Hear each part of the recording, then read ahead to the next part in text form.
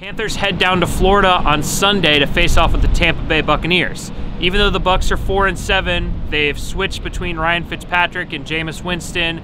Jameis was suspended, then he was benched, then he threw some interceptions, now he's back. The past game, he had no turnovers against San Francisco, a win for the Buccaneers. And Luke Kuechly and Thomas Davis have been playing against the Bucs twice a year, every year of their careers. They're very familiar with the Bucs and very familiar with Jameis Winston. We'll see how it goes.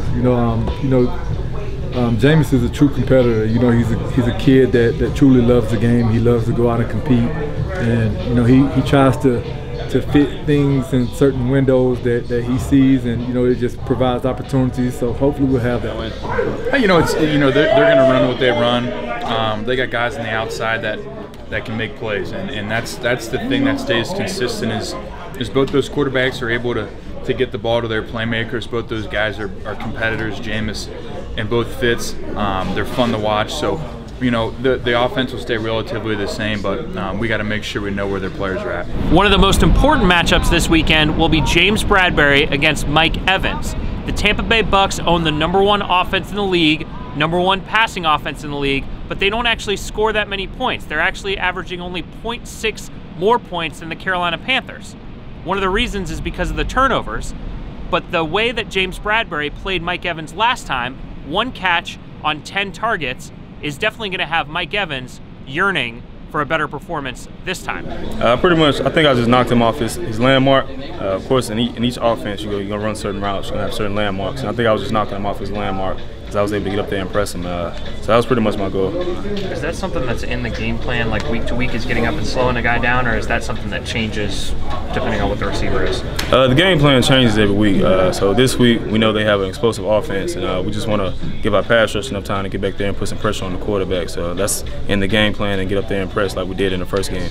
You most certainly do, because again, they're going to look and see how you attack them, and then they're going to figure, okay, they had success doing it this way. What's to say they're not going to? You have to have an answer, and again, because of what you did against them previously and what you did the last week, and that's one of the things we talk about when I talk about going back and watching tape and correcting things. Because what's going to happen is if you're giving this up, well, I'm going to tell you right now, teams are going to come out and attack that.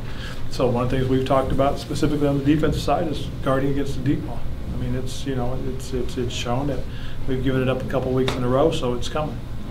No matter how they do it, whether it's shutting down Mike Evans, whether it's forcing Jameis Winston to throw interceptions, all of these things have to add up to a Carolina Panthers win on Sunday. They're 6-5, tied with the Dallas Cowboys and the Seattle Seahawks, and a half game behind the Minnesota Vikings. So it's going to be imperative that they keep pace with those teams for the last wildcard spot in the NFC. From Bank of America Stadium, I'm Josh Klein for the Riot Report.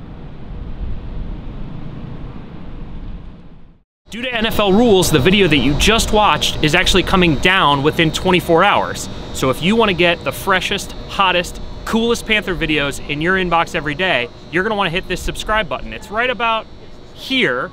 And if you want to watch another video, that one's going to be right about here-ish, like generally in this area. We'll see you soon.